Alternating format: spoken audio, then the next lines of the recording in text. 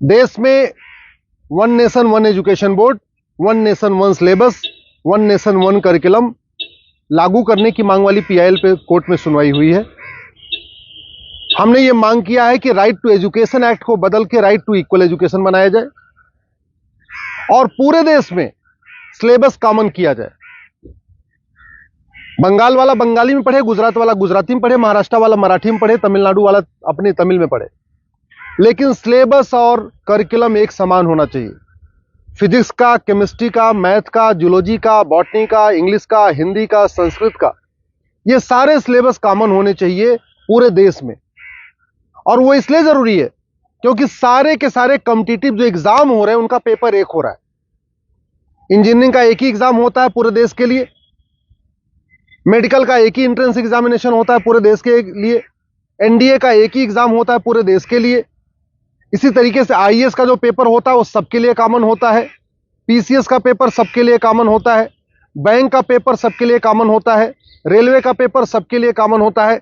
और अब तो यूनिवर्सिटी में एडमिशन के लिए कॉमन जो सीयूईटी हो रहा है वो भी सबके लिए एक पेपर कॉमन है। अब जब एंट्रेंस एग्जामिनेशन का पेपर एक है तो फिर अलग अलग सिलेबस क्यों पढ़ाया जा रहा है?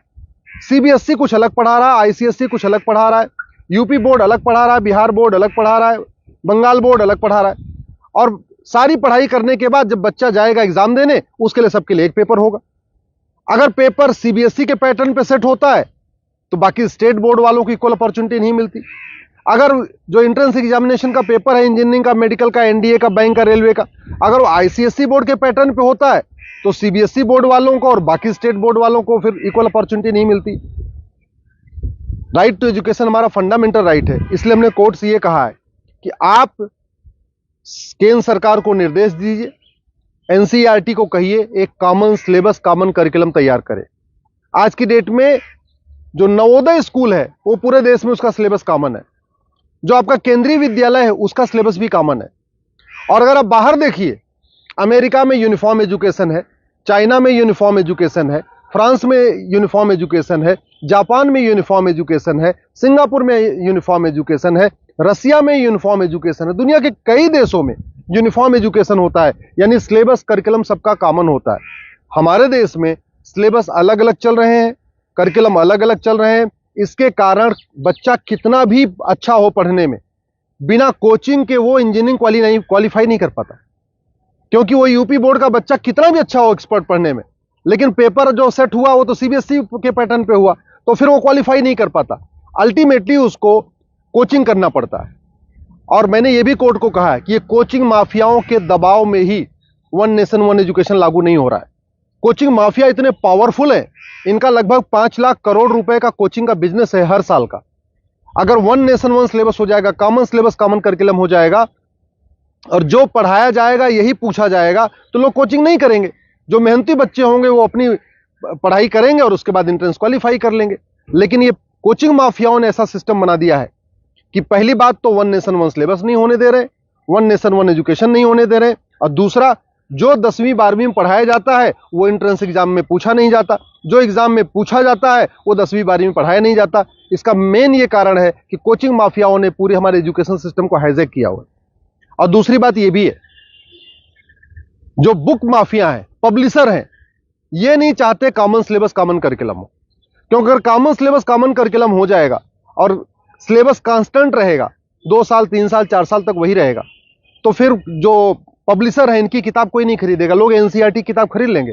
जो एनसीईआरटी छापेगा अगर वही लोग किताब में स्कूल में चलाएंगे तो एनसीईआरटी किताब 100 रुपए की मिलती है, प्राइवेट पब्लिशर उसको 500-1000 रुपए की बेचते हैं।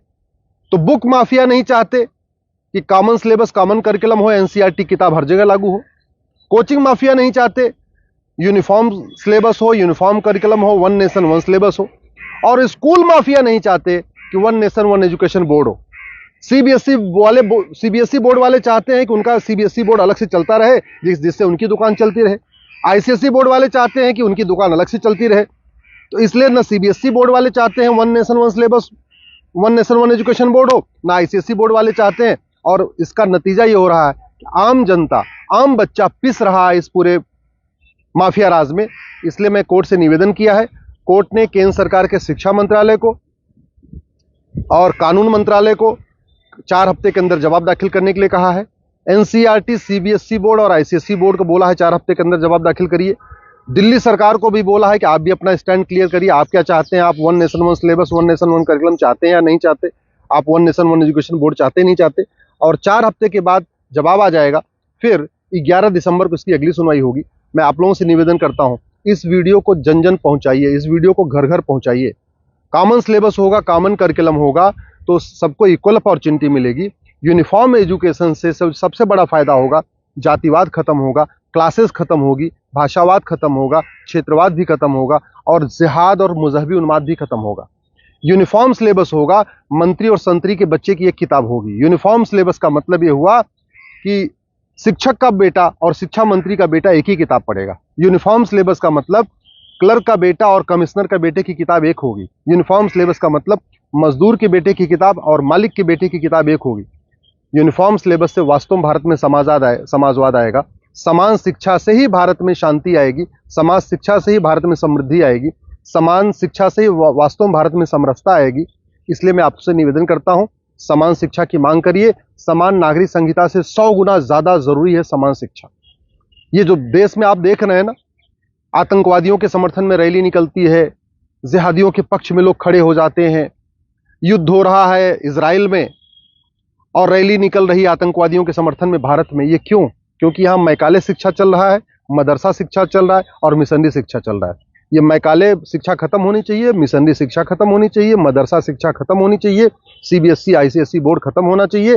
केवल एक देश एक शिक्षा बोर्ड यानी भारतीय शिक्षा बोर्ड होना चाहिए और वन नेशन वन सिलेबस यानी पूरे देश का सिलेबस एक समान होना चाहिए। उसी से भारत में शांति होगी और समृद्धि होगी।